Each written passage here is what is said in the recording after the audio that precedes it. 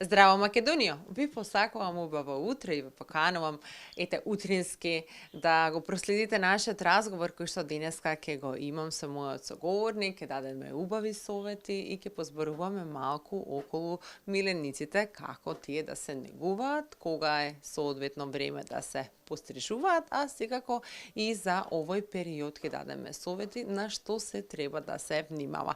Ова утро со нас е Монси. Монси, добро утро, добро дојде во Здраво Македонија. Добро утро и добро дојдовте кај нас во Пет центар.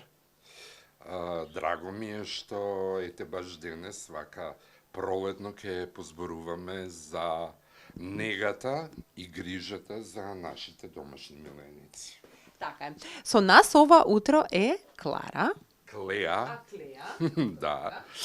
Клеа е најмалиот член на нашето семејство и од нашето последно легло. Инаку е од расата Шицу, како што можат гледачите да видат, она е во долго влакно, но по големиот дел од луѓето кои што имаат ваква раса, ги шишаат. Така. Јас, например, ги сакам во долго влакно, бидејќи тоа е нивниот украс, уствари. Така. Да. Но што е да речеме и карактеристично ајде за оваа раса која што ја гледаме нели пред нас, на колку временски период практично треба оние кои што имаат домашни миленици или во зависност од расата треба да направат едно пострижување, па тука верувам дека доаѓа и ногти да се сечат, тоа е исто важно, па околу ушите тие влакна кои што ги имаат, кои што им пречат. Значи, се зависи од расата и од видот на кучето, нели? Ние имаме краткодлаки, долгодлаки кучиња, мала раса, средна раса, голема раса. Така да, во зависност од тоа за каква раса луѓето се одлучуваат да чуваат, од тоа зависи и нивната нега и одржување. Значи, најтешки за одржување се долговлакнестите раси, кои што барат максимално вложување на труд. Тоа спаѓа и оваа раса? Да, тоа е и оваа раса, и ако сакате да имате вистински миленик и вистински примерок од оваа раса, во тој случај не би требало да се шиша. Би требало да се чува така како што нели наложува самата раса, но заради полесно одржување, поголемиот дел ги шишаат, им се прават разни фризури.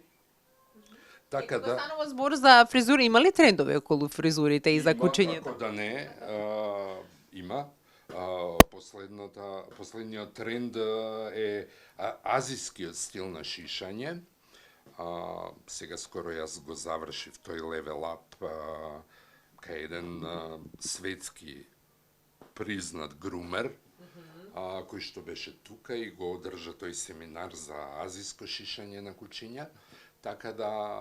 Знаат ли тоа нашите граѓани за тој тренд? Бараат ли веќе такви фризури за своите миленици? Па тие кои што се поприсутни на социјалните мрежи, они знаат. Тие што не се присутни таму, ништо не им значи моментот азиско шишање на миленик. И да се навратам, значи, долговлакнестите миленици се најтешки за одржување и бараат најмногу нега, што подразбира тоа, редовно бањање, што значи барем на 10 дена миленикот треба да се избања и ајде да не биде секој ден, но барем секој втор ден да се четка во домашни услови. За грумер е доволно еднаш во месецот да се посети, за да се направи генерално средување на миленикот, од ногти, шепи, ушиња, така да тоа е некој ритуал. Тоа е некој ритуал, да, и тоа е некое непишано правило, и кога мене ќе ме прашаат собствениците кога да се видиме повторно, јас секогаш велам од 4 до 6 недели максимум за долговлакнести, не шишани, додека за шишаните кутриња од 6 до 8 недели би било нешто оптимално. Оптимално, така. И сега, вака од искуство кое што го имате, а и спомнавме околу негата, бидејќи ни е пролет и особено верувам дека ќе бидат корисни информациите кои што ќе ги споделиме. Сега малку повеќе дозволува времето и да се излезе надвор, веќе тревниците се зелени, но тука си носи и дополнителна нега и грижа на кое што треба да бидеме внимателни кога станува збор за нашите миленици. Точно, со пролета доаѓаат и проблемите, нели? Се буди природата, се будат и паразитите, така да сега во овој период се актуелни болви, крлежи.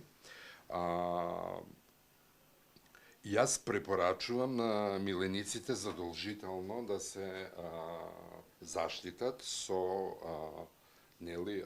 средства за заштита од паразити. Ги има секакви, од каивчиња. Кај долгите раси не препорачувам каивчиња, бидејќи им го мрси влакното. Тука препорачувам или ампули да се ставаат, или карамели, кои што се и за внатрешни и надворешни паразити. Премда за нив вела дека се штетни, тоа се уште никој не го докажал колку е точно. Кај некои кутриња има реакции, кај некои нема. Како впрочем и за се, точно. Така да, додека кај краткодлаките, нели, таму може слободно каивчиња да се стават, и од нив има разни врсти. Меѓутоа, задолжително да се ставаат и да се внимава, бидејќи знаеме паразитите колку пренесуваат заразни болести. И нормално... Така се ги штитиме и нашите миленици, зашто... А и себе си се штитиме, точно. Јас